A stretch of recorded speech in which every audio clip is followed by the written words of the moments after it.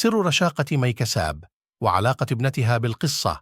كشفت الفنانة المصرية مي كساب سر نحافتها التي ظهرت بها قبل عدة أشهر بالتزامن مع وفاة والدها، موضحة أن السبب الحقيقي وراء اتخاذها خطوة خسارة الوزن كان بناء على طلب من ابنتها الوسطى داليدا.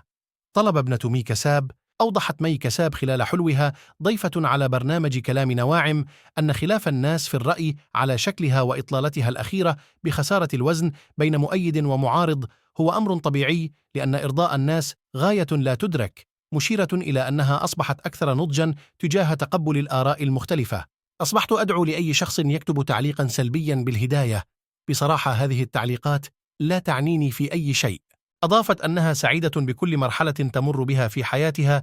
متابعة: كنت متصالحة مع فكرة زيادة وزني، وكنت أرى نفسي أجمل سيدة في العالم، وفي فترة زيادة وزني كنت أتناول يوميا طاجن شوكولاتة نوتيلا، لدرجة أنه أصبح لدي مخزون من الطواجن الفارغة، ومع ذلك لم أكن ألتفت لأي تعليق سلبي على زيادة وزني، بل كنت أتباهى بهذه الزيادة. مي كساب كشفت أنها كانت تمر أيضا بأوقات تشعر فيها بالاستياء من شكلها، خاصة تلك الأوقات التي تتطلب التقاط صورة، فتحاول أن تحيط نفسها بالناس وتختفي خلفهم ولا تظهر سوى بوجهها فقط، موضحة أيضا أنها كانت تشتري ملابس واسعة لتخفي طبيعة وزنها. أوضحت مي كساب السبب الحقيقي وراء اتخاذها قرارا بخسارة الوزن، مشيرة إلى أن ابنتها الوسطى داليدا ذات ال6 أعوام هي السبب، وتحديدا الطلب الذي طلبته منها قائلة: بنتي الوسطى لها طريقة تقدر تأثر بها على الشخص اللي قدامها.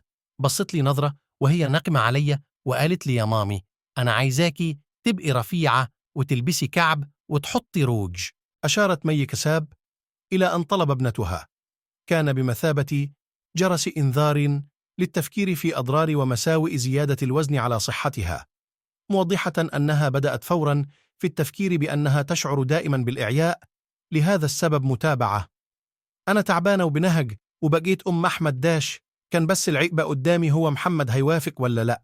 رأي زوج مي كساب في نحافتها.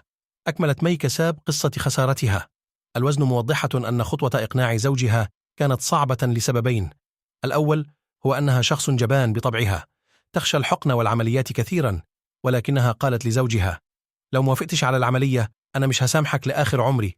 وده كان صعب لأن أنا بطبعي شخص جبان، وأنا باخد حقنة أو بعمل تحليل في انهيار. أكدت مي كساب أن السبب الثاني وراء صعوبة إقناع زوجها هو عدم اقتناعه أصلا بنحافة النساء. وتابعت: كان رافضا في البداية بسبب عدم رغبته في فقدان الوزن، وقال لي: عارفة لو رفعت زي الستات الرفيعين هتضايق، ولكن بيني وبين نفسي كنت مصممة على ما أريد أنا،